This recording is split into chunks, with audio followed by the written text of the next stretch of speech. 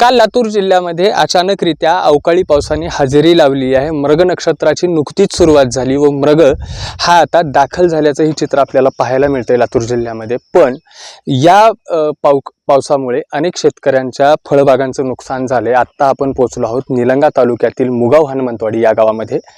या गावामध्ये अनेक शेतकऱ्यांनी जवळपास 15 ते 20 एकरवरती पपई या पिकाची लागवड केली गेली होती व काल झालेल्या गारपिटीमुळे त्यांचं बहुतांश प्रमाणे नुकसान झालेलं। आता आपल्यासोबत शेतकरी आहेत। काय सांगाल दादा, काय नुकसान झाले तुमचं? हा माझा 1.5 एकरचा प्लॉट आहे आणि काल सायंकाळी 5 वाजता पाऊस वारा गारा खूप मोठ्या प्रमाणात झाले आणि माझ्या ह्या प्लॉटसाठी 12 रुपयाला 1 रोप आहे। अशा प्रमाणे 1800 रोप आहे 1.5 एकरला।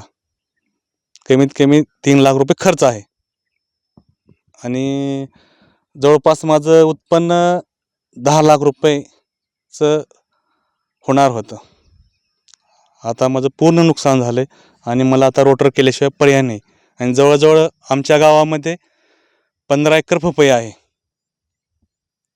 आणि काल आमच्या गावच्या जवळ एक वीज पडून 32 वर्षाचा मुलगा पण वारला आहे।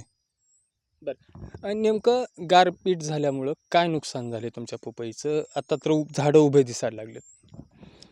हे पानं जर गेले ह्या पपईला काहीच राहत नाही, पानावरच पपई असते।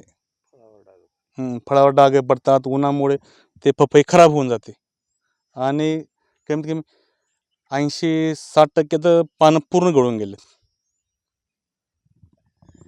आत्ता आपण पाहिलं की नेमकं काय स्वरूपाचं नुकसान झालेलं आहे व काल झालेल्या गारपिटीमुळे जी या झाडाची पाने आहेत ती तुटल्यामुळं इथे फळही पिकत नाही आणि यामुळं जे शेतकऱ्यांचं नुकसान झाले की आता त्यांना हा पूर्ण प्लॉट रोटर केल्याशिवाय पर्याय नाही, अशा स्वरूपाच्या भावना आत्ता विठ्ठल जाधव या शेतकऱ्यांनी व्यक्त केलेल्या आहेत। Rishikesh Holikar, Maharashtra times online, Latur.